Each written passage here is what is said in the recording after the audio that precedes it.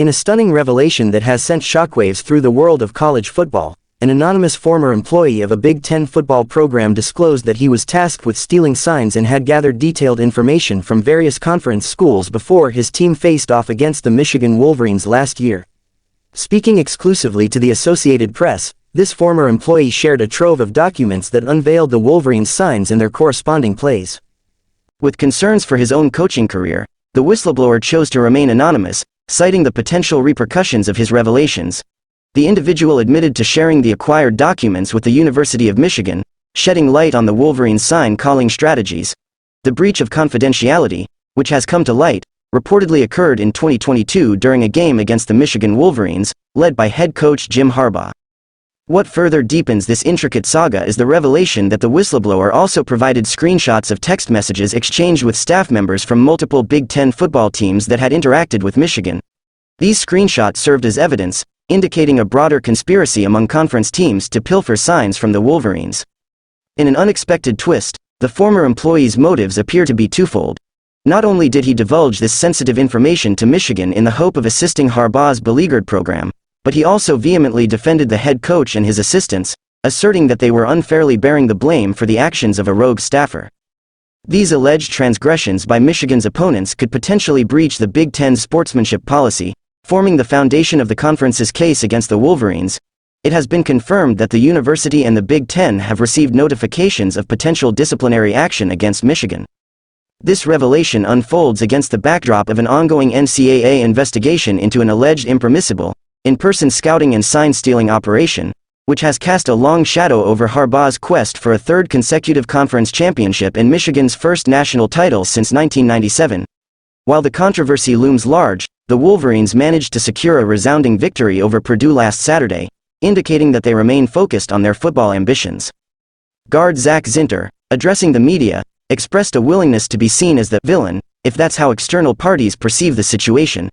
However, the team appears to be maintaining their focus on the game, as evidenced by their triumph over Purdue. The NCAA does not explicitly forbid sign stealing, but it does have rules in place against in-person scouting and the use of electronic equipment to pilfer signs. Some of the allegations against Michigan suggest a well-organized and well-funded approach.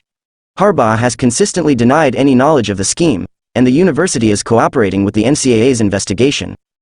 Connor Stalions, a former low-level staffer at Michigan who was reportedly involved in the scandal, resigned last week after being suspended for 2 weeks. Stalions' attorney emphasized his client's decision to resign, as he did not wish to be a distraction to the team. The former Big Ten program employee who shared this information with Michigan claimed that he was unaware of any rule violations during the data collection process. The documents provided to Michigan were reportedly shared with the Big Ten last week, and the conference has given the university until early this week to respond to the allegations and evidence. Commissioner Tony Petitti held a video call with agitated Big Ten coaches and athletic directors last week.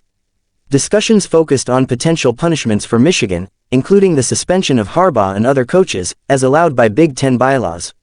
The commissioner can impose a 2-game suspension and a fine of up to $10,000, with the possibility of more severe penalties with approval from the Joint Group Executive Committee, consisting of leaders from other Big Ten schools. Michigan President Santa Ono and Athletic Director Ward Manuel met with Petitti, with Ono requesting that the conference await the results of the NCAA investigation before considering any action. Ono's plea emphasized the importance of a thorough investigation before any judgments are made. As the investigation continues to cast a shadow over Harbaugh and his team, Manuel announced that he would not be attending the College Football Playoff Selection Committee meeting in North Texas this week. Stalions, through his attorney, asserted that to his knowledge, none of the Michigan coaches instructed anyone to break the rules or were aware of any improper conduct related to advanced scouting. Notably, Harbaugh had served a 3-game, university-imposed suspension earlier in the season due to an unrelated and unresolved NCAA violations case tied to recruiting. In an intriguing development, Central Michigan Athletic Director Amy Fullen revealed that the school is still reviewing whether Stalions was on the sideline during Central Michigan's season opener against Michigan State. Central Michigan has now joined the NCAA's cooperative efforts in the investigation. Images circulating on social media showed an individual in Central Michigan attire, wearing a hat and sunglasses during the game, prompting the school to initiate an inquiry into the matter. The entire situation continues to evolve, leaving the college football world with more questions than answers.